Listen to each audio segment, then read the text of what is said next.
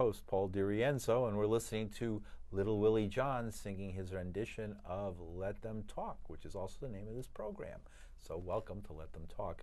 My guest, returning, Katya Grineva. Welcome, Katya. Thank you. And she is one of my favorite all-time guests and one of the most accomplished guests. I mean, someone who's played 17 years straight every year in Carnegie Hall.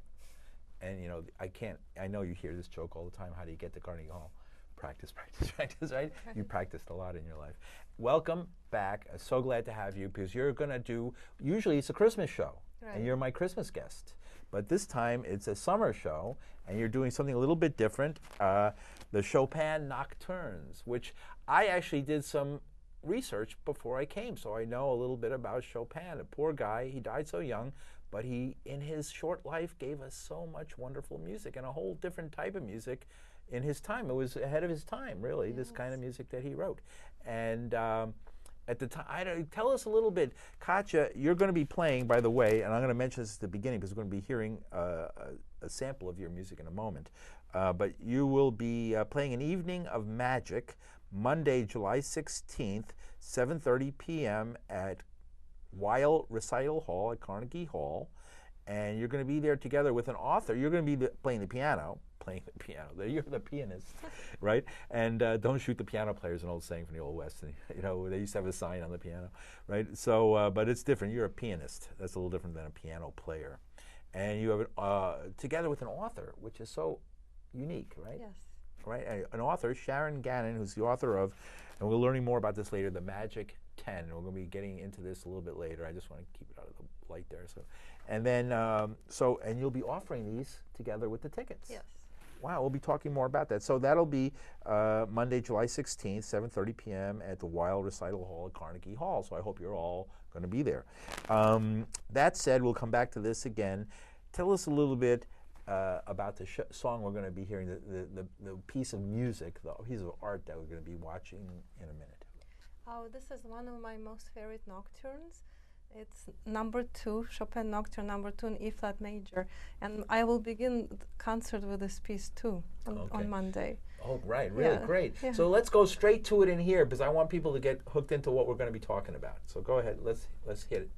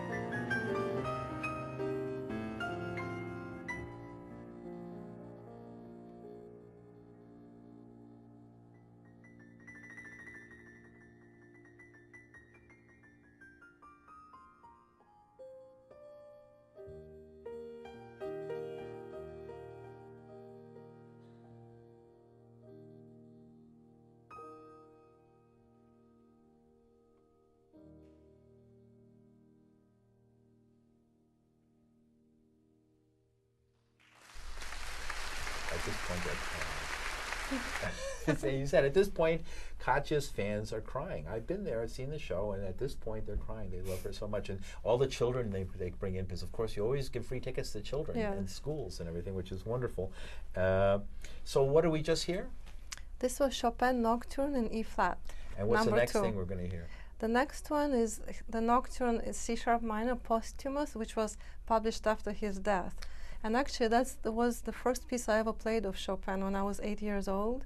That Nocturne. Okay. And I fell in love with Chopin, and like forever. All right, we're going to talk about that. Let's go to part 2, and it's coming up in a minute. We're just like fast forwarding on the DVD. When did Chopin live? He lived in 1810 to 1849, 49. Sorry. So he was only 29. He was 39 years old when he died. 39 when he died. So that's so young, and he did so much work in that period of time. Was he famous right from the beginning, or was he more like after his death became famous? No, I think he was always famous. People and he also was regarded like one of the best pianists, maybe the most famous pianist. In his lifetime? Yeah, and he had this incredible subtlety. Like he didn't bang the piano, he didn't have this huge sound like maybe like Listed, but he had so much variety and nuance and subtleties. So you had to get in close and listen. So then, and the nocturnes are very intimate, like you have to really listen, and they draw very intimate emotions out of you. Well, nocturnal, night. Yeah. Is that an accurate description? Yeah, it's song of the night, basically. Song of the night. Why would that be a song of the night? What's a song of the day? I don't know. Some march, maybe. A march would be the song of the day, and that would be the opposite of this. And the song of the night, this is something you might not want to play really loud because people are maybe in the next house want to sleep. You'd be playing for a small salon of people, and very intimate. Yeah, so that's why I'm playing this concert. This concert is going to be in a recital hall because I thought it was very appropriate for the CD release concert and also for the book. To be a more intimate, closer together. Yeah, so that's why every person who comes will get the CD and the book as part of a ticket. Right. And I cannot do it for 3,000 people, but I can do it for like 250 people. Right, so it's in a smaller room. So it's unusual concert. Well, the CD is great because, as you were pointing out to me before, it's a double CD, right? There's 2. Yeah. And here's the back of it, and here's what it looks like. When it's together, it's one, a beautiful picture of you, and in the back, another beautiful picture of Katya Grineva, and a lot of music. So you get this, and then a book about yoga, and we'll be talking about that in a minute. Let's see, are we set up for the next nocturne? And we'll play it if we got it ready to go.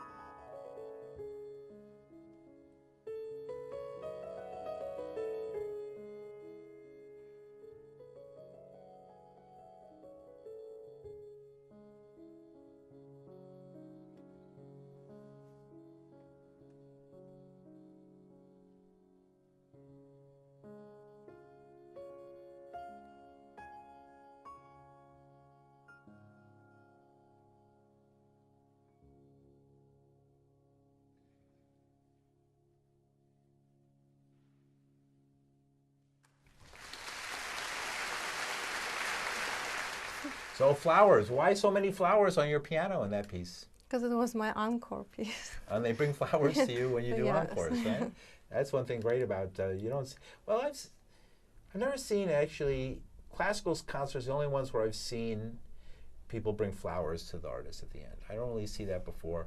Although the funniest thing I ever saw in a concert with a pianist was Herbie Hancock, who's a wonderful and excellent. He's a jazz pianist, but of classical level, and he was playing an incredible solo by himself on a grand piano, same thing, at a jazz show. It was VSOP, and it's at the height of when he was playing really fast, a lot of notes.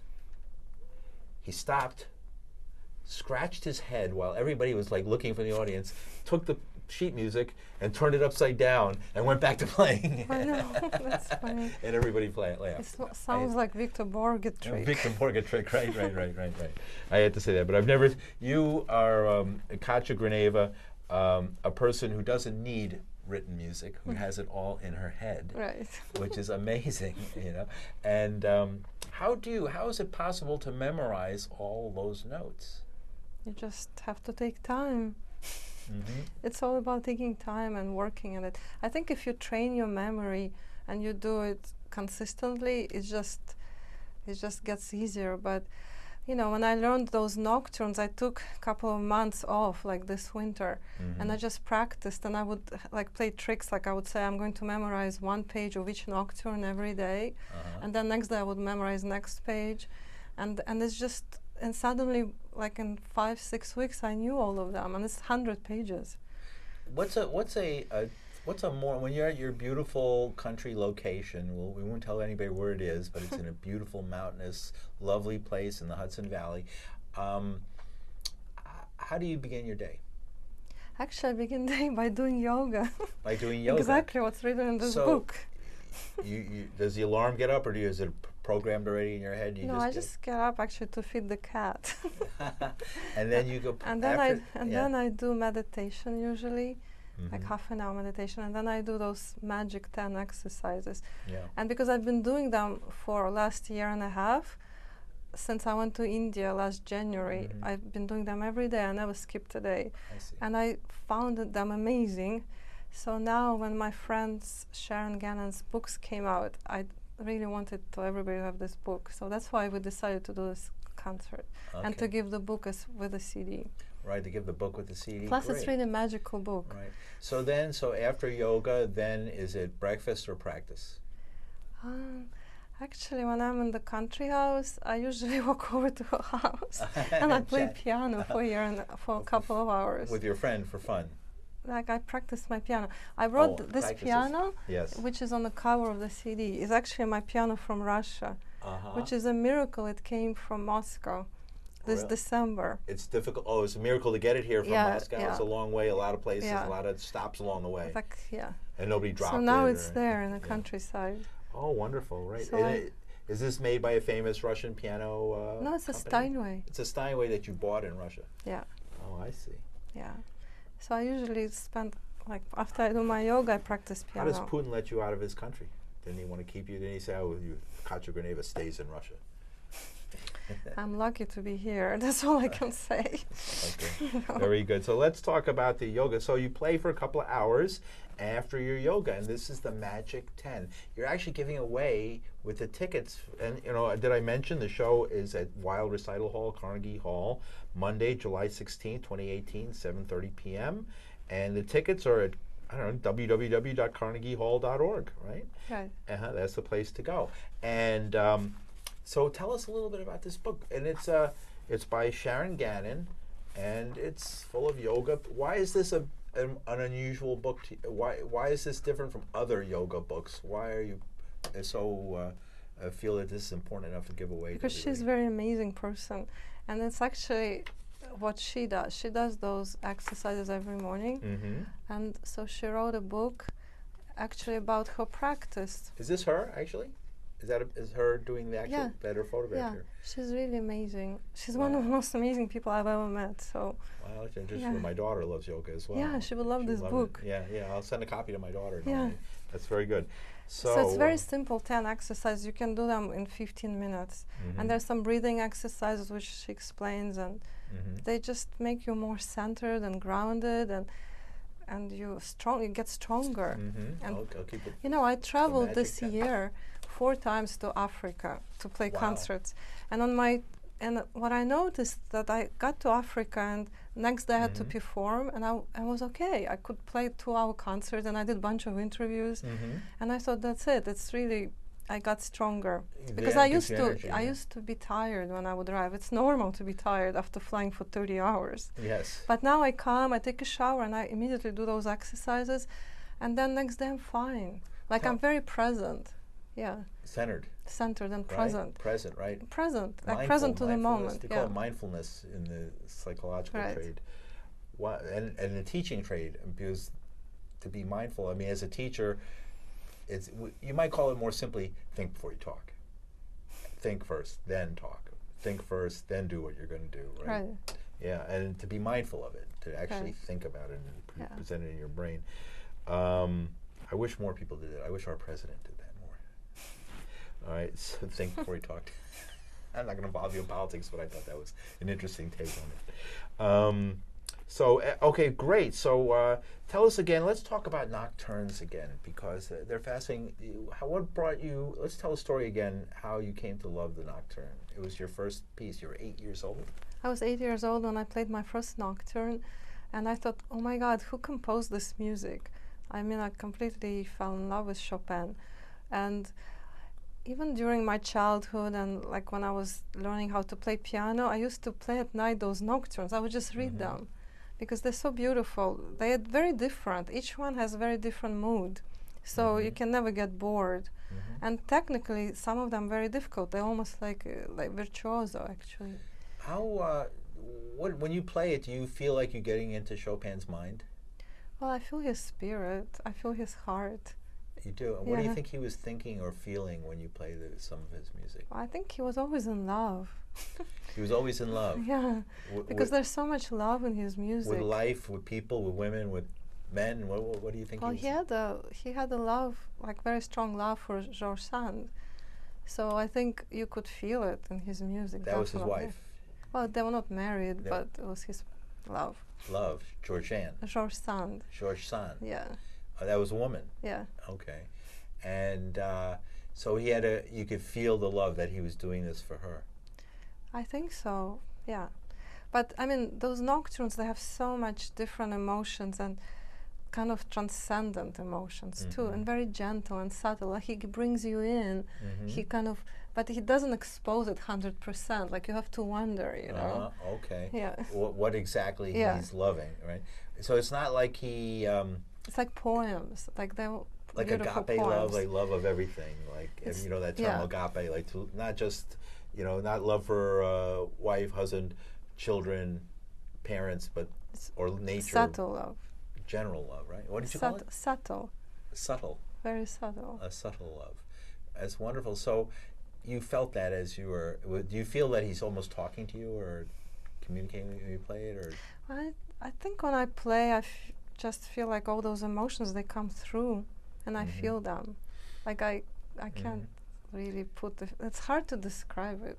Right. In words. Of course, right. You have to listen to the you show. Have so to kind of go listen, there to find out. You have to go to Carnegie Hall on July 16th at 7:30 p.m. And I'm going to be playing 10 Nocturnes. 10 Nocturnes. And then I'll play like some surprise pieces afterwards. So wow, cool. Yeah. I've been to your shows.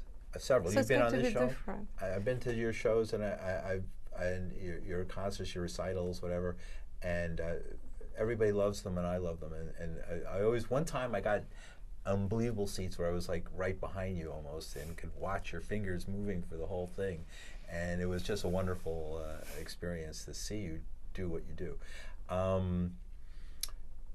Great. So, all right, let's talk about, we have a few more minutes. I wanted to get really into you a little bit because how do I wind up with such a talented person in my little public access show? Tell me a little bit about yourself. How did you grew up, we've done this in the past, but some people probably don't know. I mean, you were born in Russia. in In Moscow? In yeah. Moscow. Your dad was a doctor? Yeah, no, scientist. Scientist. Were you doing research, cancer research? You right? remember? Oh, I remember. Yeah, how would I not remember? And he eventually brought you and your family to the United States. Actually, no. He was working in Buffalo with some scientists, cancer research scientists, and they came to visit us in Russia. They were working with him in Moscow, and they heard me play in my country house, probably Chopin Nocturnes. Right. And so they said, let's invite Katya for vacation. And I was just 18 years old then, and I just had 6 months between schools, like before entering Moscow Conservatory. So I decided to go for 1 month's vacation, and my father went to work for 1 month, and then to Buffalo. And then and then when I came to New York, I met American family, with whom I'm supposed to. New York City. Yeah, New York City. I was supposed to stay just 3 nights with them, and they said, "Don't go to Buffalo, you'll be bored." But I did go for a week, and I came back. And then they said, "Stay another month. You don't have to rush. Stay another month. You don't have to rush." And I ended up living with them for 5 years, and I ended up staying. So. Right. What was it about the United States that you liked so much? I mean, I was young, and I just wanted to do the best for my music. So a lot of people said, if you stay here, you have a chance to have a career. And Russia was difficult at that time. I don't think I had. It was a bad economy. It was right at the time of the change of government and everything, right? And also, it was very difficult to have a career. It was just. I think I wouldn't be successful at that time. Maybe now it would be different. But at that time, New York was the best. Yeah, no pay, no jobs. I mean, I could have been a teacher in some music school, but not a concert pianist. Right. But here I could do what I love, which is to play concerts. Right, there was opportunity for that. That's the United States, land of opportunity, right? Despite its other problems, that's one thing that's great about it, right? So you fell in love with the United States. Are you naturalized American citizen? I mean, yeah, sorry, I have an American passport. Right, you have American passport and the whole thing. So you took the whole 9 yards. You swallowed the pill. You became part. You say swallow the blue pill, right? You became an American. Great. And now you're playing and entertaining us. Do you ever go back to Russia? I don't go so often. I went last August because I had to take care of my apartment and actually ship the piano here. But I don't go too often. I travel a lot, though, to other countries. Yes. You've been to Africa, 4 countries. What countries were you at in Russia? In Africa? This February, I was in Botswana and Zambia.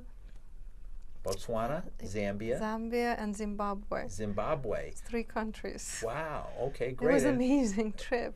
An amazing trip. Did you take some side trips and see? Well, I was very lucky because one of my concerts was at Victoria Falls, which is one of the most beautiful falls in the world. You played near or at? Right there, at the hotel, which hotel was like a palace, English palace. And I played the concert there. You can see the falls while you played the concert? I mean, I couldn't see it while I played, but you could hear it. Oh, really? Yeah. So it was part of the music? It was really amazing. Wow. It's so beautiful, Africa. Yeah. I love it. Great. So you got to, and did you come known, like they knew Katya Grineva was coming? Well, because I've been to Zambia before, that's why they invited me back. I see. It's by Russian embassies. Russian embassies invite me. I see. Oh, great, wonderful. Yeah. Well, I'm glad you have that. So, great. So, so what are your future plans after this? I mean, of course, it's a December show at Carnegie, but are you traveling some more? Well, I just took like a couple of months to record the CD, and so now I'm going to do some concerts to promote it. Yeah, I'll go around the country a little bit. Excellent. But then in September, I'm doing another concert at the Weil Hall with my friend cellist, Byron Duckwall, and then December 27th, my big concert. All right, great, wonderful. So it's very busy at Carnegie Hall. We'll have you on next 6 months. Hopefully over and over again. We have half a minute. I just wanted to remind people that Katya Grineva will be playing the Chopin Nocturnes at the Weil Recital Hall, Carnegie Hall, Monday, July 16th, 7:30 p.m. You can find out about the tickets at carnegiehall.org, and you'll get a free double CD of her nocturnes, playing the nocturnes, and you will get a book of yoga, which has influenced you greatly, it seems, and inspired you. So thank you, Katya. Thank you so much. It's been wonderful to have you on the show, and we'll see you again soon. And go see the show. It's great. I've seen her, and it's great.